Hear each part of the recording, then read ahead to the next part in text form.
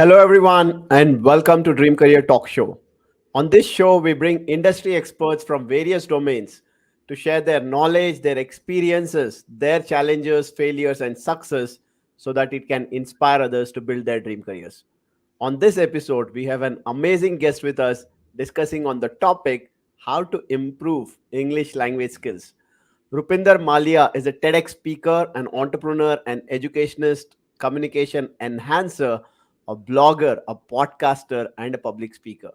She is the founder and owner of Vision Upgraded English Language Proficiency Training Institute in Punjab. She has been the recipient of many prestigious awards for the contribution to the field of education and women entrepreneur ventures. She has received certificate of appreciation for being a speaker at Trailblazers International Business Innovators Summit 2021. She has also received Women Entrepreneur Award by International Women Premium Awards 2022 in Haryana. She works in a rural belt of Punjab and encourages people at grassroots level to dream big and achieve the unachievable. Rupinder, you have been doing some amazing job out there, especially in the rural areas and helping on one of the most critical skill, which is communication skill, and helping people to improve the language, which is also a very critical language today since we are all global, the English language. So, welcome to Dream Career Talk Show. Thank you so much. Thank you so much for inviting me. It's my pleasure. I've been following this show and I've been following you on LinkedIn, and I know that you're doing a wonderful job by having this kind of a podcast where you're calling people from different fields. And today, me being a part of this show, it's a great pleasure and honor for me. Thank you so much for inviting me.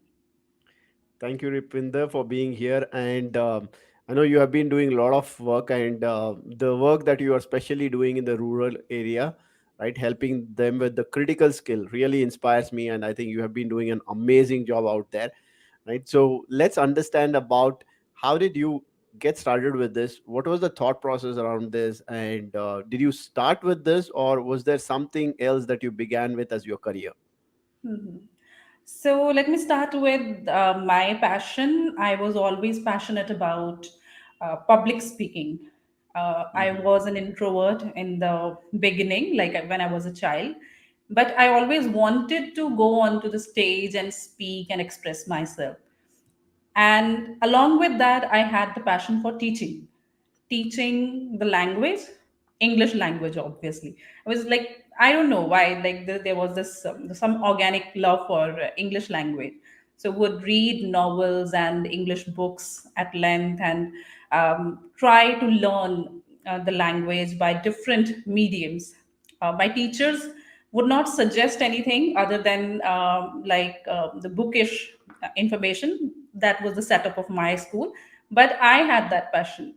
So when I got married and came to this location, I'm set up means my business is set up in a city called Mukeria. It's in Hoshiarpur district of Punjab, so very rural belt.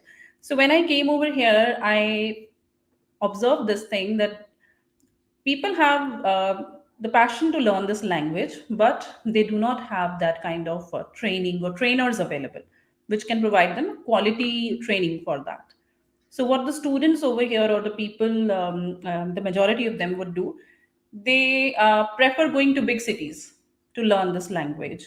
They feel that locally they cannot get any kind of quality training for it. So I always had that in my mind. I started my career as like the local ad hoc lecturer of English language and observed the youth, the boys and girls. And I really found that no, like the condition was really pathetic, like in their schools, other than learning the question and answers prescribed in the syllabus, they don't know anything about the language. Like I felt that this way actually we are keeping the generation away from the treasure of literature. The students had never read any novel or any storybook, like a proper storybook or something. And that is how I started to think about it, that how can I help the people. Then I joined a local international school over here, where I trained this school children for the stagecraft, English language learning, public speaking. So this passion, it kept on growing.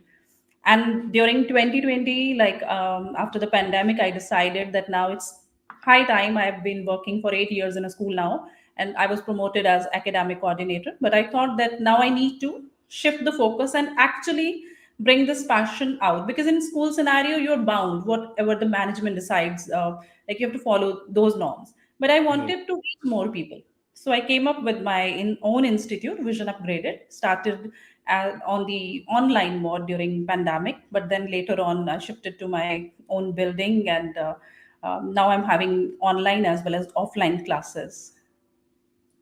That's a very inspiring journey, starting from where you got, and then today, like, you want to contribute and help those people on those communication skill, which is very critical, right? So, what are the big challenges that you see when, of course, it comes to English and communication skills?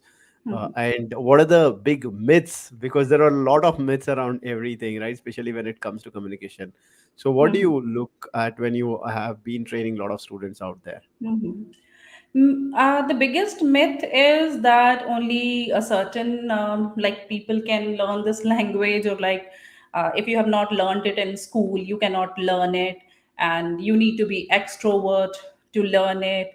All these are myths, right? If you have the passion, the moment you decide that I need to learn, I need to improve my communication skills, you can start anyway, right? And the challenges which like lie in front of me as far as my work is concerned, due to this location and everything, really I have observed that the schools in this area, majority of them, they're not helping the students well.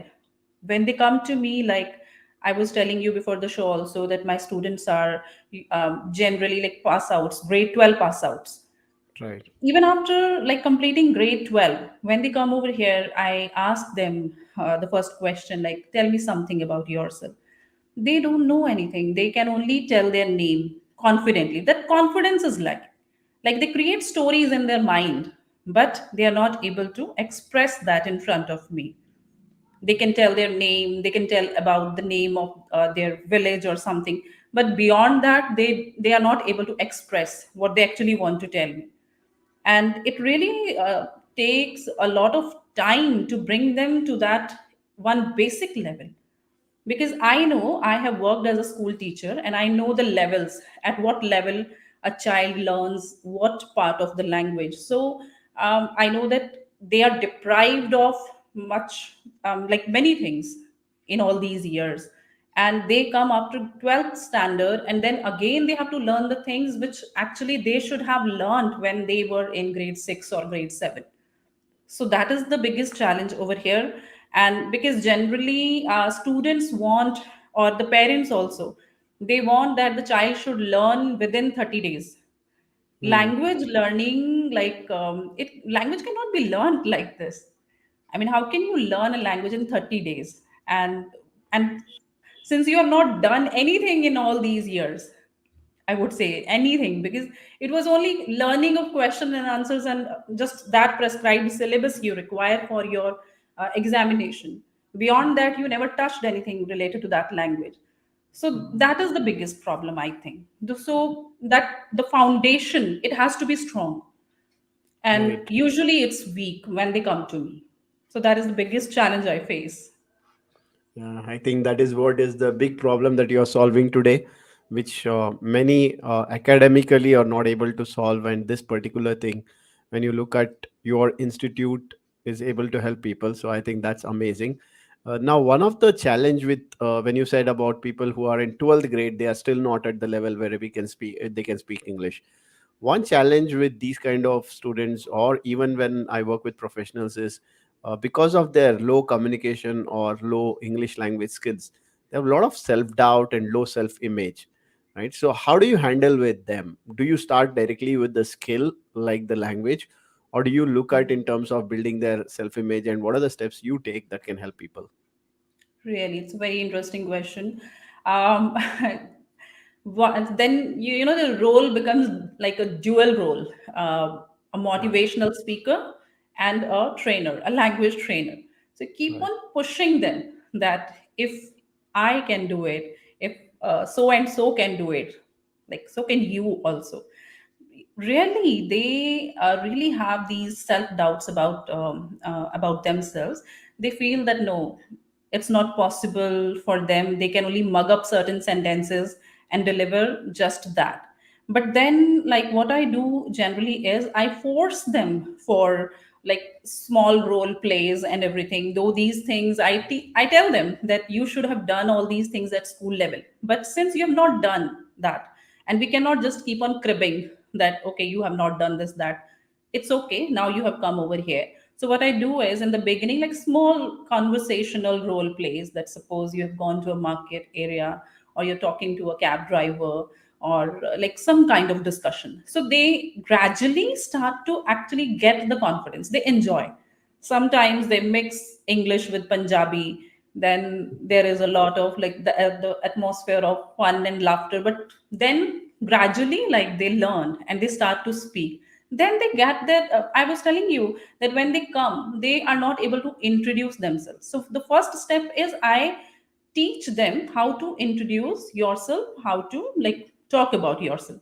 And believe me, once they are able to do that, then we record them, we video record them. And when they speak all these lines about themselves, really the whole scenario it changes. They become very, very confident that if I can tell, like they have never spoken this line in their life that I am pursuing this course or something. And once they see themselves speaking that, they really gain a lot of confidence. So yes, of course, along with teaching them the language skills, I have to become a motivational speaker for them also. Keep on pushing them. They make mistakes, but I tell them that this language is a tool, actually, right? We need to Right. learn the art of using it. It's just a communication tool. But the problem is, first of all, at the school level, the teachers and sometimes even at college level, I can say the professors, they start to teach it as an art.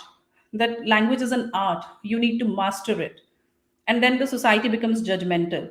Once the Right. students gain this confidence that yes, we can make mistakes, everybody can laugh. We can also laugh at our own selves, but then again, our teacher can tell us that what is the right way of saying the same thing, and then they say it rightly. They really get the confidence. Yeah, I think that's a powerful way of doing things where you are actually doing role plays, making it fun while they Yes. are learning, right? And actually helping them understand that it's okay to laugh, people laughing at you, you laughing at yourself. Because if that mindset is changed, I think the Yes. game changes for them, right? Yes, So that's actually, something. I would, sorry to cut you off over here. Like, I give them mock group discussion kind of topics. Once they sit for the group discussion, some of them have never participated in any group discussion. Hmm. Like they tell me that even when their teachers used to have some kind of discussion in class, they used to be quiet. Nobody like encouraged them to speak or something. So I intentionally tell them that to sit in a group, that this is how a group is formed. You are the timekeeper, you are the one who's writing down the points, like we have group discussions in the corporate. So they gain that confidence, they feel that yes, I am discussing something. So even if the language is wrong, they are not focused on that. My first priority is to like take away that fear of judgment, the grammatical errors, I can say. Right. Because they feel that language is all grammar. They have this notion that I don't know grammar, so I cannot speak it. So I tell them that no, first change your attitude towards it. It's just a tool. You need to make your point clear to the other person. Once you learn that, then we'll polish the grammatical errors and we'll improve those grammatical errors, and that really helps. Yeah, I think that's a great way because uh, in school, colleges, I think that's where a lot of challenge in the school also is where students are made to sit there, right? No group discussions happen. Most of the time, the teacher is like the one-way communication, right? Yes. And then you don't get opportunity where students are not interacting, students are not doing those group discussions.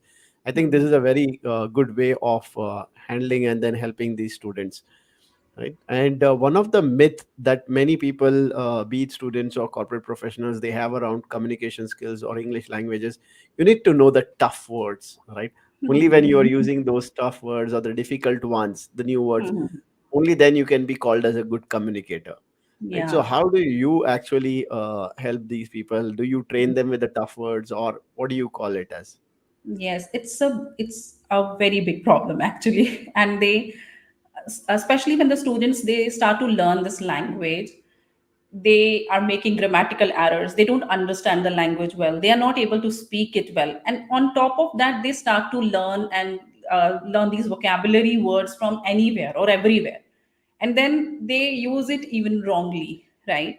And like gone are the days when people used to have that colonial mindset that you have to be very formal in the language and you have to speak the language in that way or this way. I think today's scenario, like the good communicator is the one who uses simple language and is able to convey the message to the masses. See, the people the majority of them, they are not going to understand you. If you are really trying to become a Shashi Tharoor or something, you have to use the language which the people understand. So what the Right. students over here they do is like, I tell them to use synonyms for certain words in the sentences. So what they do sometimes is, instead of children, then they would use juvenile just like that. So I tell them that no, juvenile cannot be used anywhere. You have to check the scenario, no? Like where it can be used. Plethora, this is their favorite word.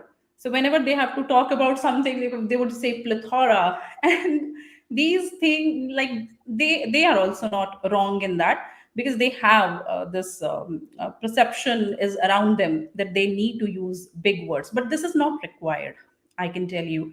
We need to be fluent, of course. We need to know good words. Obviously, the vocabulary, our own word bank should be higher, but then we need to use a language which is comprehensible. One can comprehend what we are trying to convey to them. That is more required. Right. And one of the thing is like again, when it comes to language, people get stuck. Hey, that I should be like an extrovert to be like fluent in English, right? So, Yes. is there a journey that the introverts would take a longer time and than the extrovert? And if that is so, how do the introverts also fast track their learning process here? Mhm. Yes, actually, then for the introverts, writing helps. One Hmm. part of the language is writing. Once they start to write the daily routines and like the journaling and diary writing, and once they read it and they get the confidence that yes, I expressed myself so beautifully on the paper, they also get that confidence. So once the writing skills are better, they automatically get this push that now they can even speak it in a better way. Obviously, public speaking takes a bit longer. Like if you are an introvert, it takes a little bit of, you take more time to speak in front of many people. But once you are confident that I can now write well, and my grammatical errors in writing have, most of them have gone, and I'm learning these new words and everything, then they also get that confidence. And I think writing has, as far as my like students are concerned, I've seen once they're good at writing, creative writing, they write poetry also. There are many like different ways of writing poetry.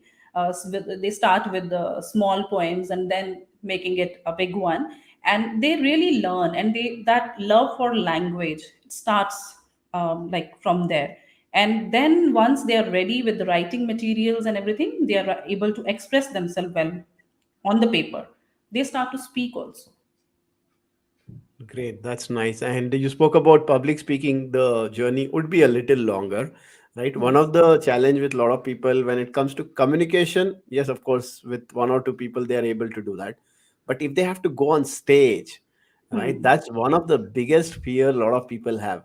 So how do you think people can actually come out of that fear, or even if they have that fear, how do they still win on the stage? Hmm. I think again here the schools play a very important role.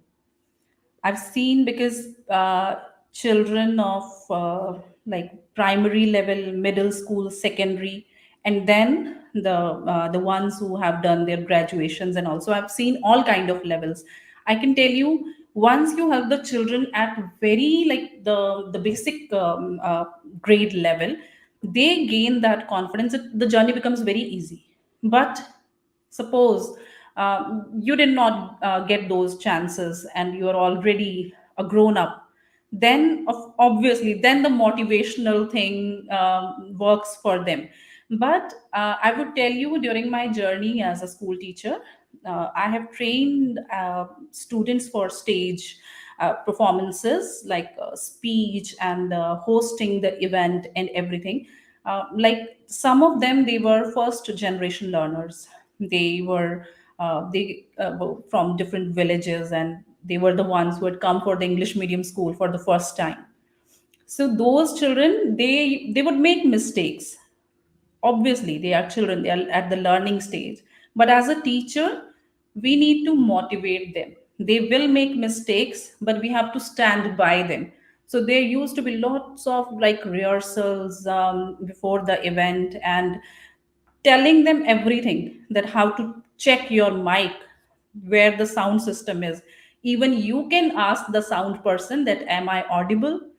So I Mhm. used to start with that before the event. So my children, they used to be like, they used to get all the confidence before the event. And after that, there used to be all these things that I need to speak more lines than the other person. So that really boosts them. They fall in love with public speaking at that level. Morning assemblies play a tremendous role in that. Do you remember the pressure we used to have when the whole school used to gather and Yeah, we used to I hide that remember. nobody should call us on the stage? But believe me, when the teachers prepare, nowadays teachers are preparing students for morning assemblies, like before the assembly. So there is a proper practice of that thing. So nowadays, these children, they are more like they want to go on the stage, they want to speak. But then obviously, if a school is not helping them in all these things, then they become very like introvert, and then that fear of public speaking, it comes. But if you are lucky enough that you have participated in morning assemblies and your school events, the debates and declamation, that really helps. But now, uh, the students, the majority, like I was telling you, that these are grade 12 pass outs, or some of them are even graduates. They have never spoken on stage, or they have never participated in any discussion. So, what as a trainer I do is I'm trying to provide them that with the help of video recording, audio Mhm. recording, and then posting their videos with their permission on the social media. So once they see themselves speaking, like their post on Facebook or Instagram, they're getting the confidence they which they did not get in the school or college level. So I think that is also now a good way to video record yourself and then see yourself speaking. Yeah, I think that tip works. And of course, what you're doing in terms of putting that on social media also like encourages people, the students to do Mhm. more. Right. Mhm. And when you're talking about the places where you are supporting, especially the remote places, where the rural places where it is very difficult, and one of the challenge here is also where people, I believe, would also think about, hey, is it important for me to learn the language, right? Mhm. Should I be learning the language? So how do you inspire those students and the people to Mhm. actually learn that language and Mhm. understand the importance of communication and the language itself? Yes. So, yes, some of them have these kind of doubts also, that is it required? Is it really required? But generally, the students who come to me, they want to they want to go abroad, they want to study abroad. They require the language proficiency, band scoring. So they Mhm. come up with that mindset. But of course, there are many who have these doubts also. See, it's an international language. We all know we need to learn it. Even it is required for a traveler also, not only for a person who wants to like move abroad as a citizen of that country, of an English speaking country, but even if as a traveler you are going, you must know the language, how to communicate with the cab driver, with the restaurant owners, the vendors. It is required. See, in around, I was reading an article where it was written around 1.35 billion people in the world today, they are able to like communicate in English. So it is an important thing. And even in India, like if you are a kind of person who's looking for a bright future in the corporate, you must know the language skills, not only in English, even if it is Hindi language, like public speaking and communication can be in any language, but you must know the art of putting forward your thoughts to the other person. Usually we struggle in this context when we do not have good communication skills. We are not able to convey the things to the manager, the things to the coordinators, and we keep on piling up stories, building up stories in our brain. So it is very much required. I always tell the students that if you really want to be successful in life, you must master the art of language. You cannot like go out and just feel that no, my the marks which I have like acquired in my particular subject, sciences or mathematics, they are important. It can be any profession, but you need to learn the language skill. The communication is the key to success in today's world. Yeah, absolutely. I think communication is one of the most critical skill that people need to Yeah. learn, right? And you have also been helping students with IELTS, right? So where Yes. you are able to guide them. So how is what kind of preparation does it need for people, especially who are coming from the 12th grade and not having those kind of good skills or the hold on the language itself? And what kind of proficiency level is expected from them? Mhm. So, see, this as far as this test is concerned, International English Language Testing Service, it is conducted for students and professionals who want to migrate to other countries, like students who want to study abroad in foreign universities. So they require a language proficiency band scoring. So IELTS, it has total like 9 bands. 9 is the highest, but you must get more than 6.578. Less than 6 is like it's not acceptable in any university or college. So it's a fantastic test with 4 modules: LSRW, listening, speaking, reading, writing, and it checks different aspects of the language. Actually, it is for communication. It tests your communication skills. I keep on telling this thing to the students that they expect, like the test, the creators of the test, they expect that you already know the language. They just see how you know how to communicate. So the speaking test is an informal talk with the examiner where they can ask you like about your hometown, about your favorite color, and then they can give you a topic to speak on for 2 minutes. And then it is followed by certain questions where long discussions are expected. So basically, it's like about communication. Are you able to put forth your thoughts while talking with the examiner? And the writings, like they have essays and graph description, letter writing, listening, like you are listening to somebody speaking to, like it can be lecture of some academician, it can be discussion between two people, and are you able to grab that? And the reading is the most important aspect. This particularly I want to discuss with you. All these years in our schools, we had reading comprehensions. You remember that? Right. Reading Yeah. comprehension passages.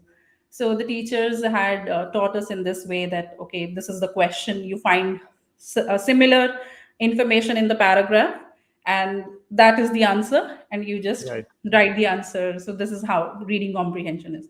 But IELTS reading is very different. They feel that like they give you really big passage, usually a study, a scientific article, any article related to medicine or something, some kind of means very very formal article, right? And Mhm. they give you the question and they check your art of finding that information in the passage within a limited time frame. But the question is not like it's not directly asked. Synonyms are used. You have to really struggle to find the answer from the passage, and the students struggle a lot. So earlier Mm. I used to have this feeling that writing and speaking are difficult, but when the students come for IELTS training, they become very worried about reading. So there I feel that our education system, it should it should also go through certain changes where we change our techniques of reading comprehension, because this test is asking you true false and not given, whereas in school we have only done true and false. Information is there, it's true, it's not there, then no. But they are asking for not given, and that not given is also very tricky. So that is where like the trainer is required, a good teacher is required who can train you for that, in teaching the skill of finding these answers in the passages. It's a very like interesting test. Right. And when you speak about reading there as one of the skill that's required, right? So Yes. what about reading or listening to books, right? Because of course in the academics there are only academical books. Hmm. How can this actually help people to pick up a language and become good communicators? Hmm. You cannot become a good communicator only by reading your books related to your academic or something like the school books, story books, at those levels of grades. We really need to explore the biographies, autobiographies, and like different articles related to different fields. So when I was a child, like I always I had this love for reading also, and I think that helped me. I still remember my the first book other than my school books which I read was autobiography of Mahatma Gandhi, My Experiments with Truth. My father like brought that home from the railway station bookshop or something. So I read that book. So for the first time, I came to know that okay, this can also be like something other than my school book. So see, it's and I Right. found that book very interesting. So once I started to learn that, then read many novels. If you are really into the language learning scenario, if you really want to improve your language, you really want to build up your language skills, then you cannot ignore reading. And nowadays, of course, the platforms have changed. We have come to the e platform. But then, of course, one can always read articles, and like the resources have increased, I would say. Earlier, we Right. had to go to the library to get a book, but now it's available. The PDFs are available. So, if somebody whose target is to improve their language skill, they must read, and read also not only just one category or one genre of any like field, but different genres like medicine, scientific, political, every kind of, if you really want to build up your language. Right. And how much time typically does it take if somebody is like, say, at a very basic level of their Mhm. communication? How much time does it take for them to pick up the skill, the English language? If it is like a level where grammar is a like big hurdle for you, you don't know the sentence structure or anything, 3 to 6 months basic are required. If somebody is telling you that you can learn English within 30 days or 25 days, no, they are making a fool out of you. You can start to like you can just start within 30 days, but the actual the authenticity of that thing, it takes time. So usually some students are like very active and very curious to learn. They come to a particular like track within 3 months, but then some of them they require more of it. Although I would say that language learning is a lifelong process. I'm even today learning new words, new articles, and building up, brushing up my skills. But if you are like you are a beginner, it requires time. But I would say that first focus on like as far as the speaking is concerned, first focus on speaking, conveying your message to the other person. Make grammatical errors. It's okay. When we started how to ride a bicycle, we fell. It was a skill. We got up. People laughed at us. It's okay. But and the society in general also need to change their mindset. Somebody is learning the language. Somebody is trying to improve their communication skills, and if you are already like a master of that language, you must help the person instead of making fun of them or unnecessarily finding faults. I think if a teacher stops a child at every step when he or she is beginning, like a beginner learning to learning the language, he's on the first step. Teacher should also not like find mistakes that often. Have give them that time, confidence, give them a free space, let them make mistakes, enjoy, have it like in a fun way, tell that mistake to them. They gain that confidence, and once they are on that track, they understand, then they themselves want the teacher to tell them that what improvements they require. So that is, Right. I think, a good way to learn the language. Yeah, I love that advice of allowing them to make mistakes. I think that is how Yes. anybody can pick up any skill, even the English language skill, when they are able to do those mistakes. Right now, one of the big mistake, or I can say like challenge today has been like information is over flooded. Right, a lot of everything is Yes. there on Google, so people actually tend to go to Google, actually start to do a lot of things on their own. What is the role of a mentor, right, or a coach like you in actually the journey of somebody who wants to acquire a skill like language? It's very important.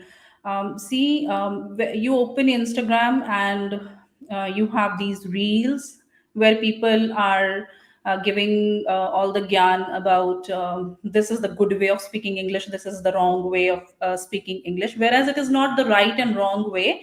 They are in two different contexts. Sometimes it's formal and informal. Right. And certain reels I was watching a few days ago, they were conveying certain words that this is the old way of speaking English, the new way is to speak it in this way, but that was a slang. And I was Right. telling my students that please don't do this. Don't you go for your IELTS speaking interview and you speak all these things in front of the examiner. So there, the role of the mentor, yes, of course, you cannot replace the mentor, because a lot of information, as you said rightly, that it's there on Google. But one must, through with the help of a teacher or a mentor, one must get this information right. That what is my target and what kind of resources I need. I would suggest, as our teachers used to tell us, that go for grammar learning, go for Wren and Martin's. That was a correct way, right? If there are many good books of Cambridge language proficiency levels, different levels, those are good books and like authentic material. If you are a beginner of that language learning and you are still not that mature to take up the, to get that idea that what is actually required, you should always go by these prescribed books. Once you're able to understand the things, now you have watched a lot of English movies also, you are able to understand the dramas and the movies, then you obviously understand that this is the formal language, this is informal language. But please don't follow the Instagram reels or the people telling you that this is not the good way of saying English, this is wrong way of saying English, this is correct. You must take advice of a mentor before starting to use those words in public. Right. I think that's very helpful. And if you have to summarize this and put it in, say, 3 or 5 steps of how people can start from scratch and become a confident communicator, what would See, that there step are, by step process be? yeah. Hmm. First are the old basic rules of reading books, reading newspapers, even I would say read menus, the marketing material which is around us. That is really, really required at the foundational level. Then, of course, watching the news, as we used to get these advices from our elders, watching the news. News, I would not say nowadays, but I would say podcast.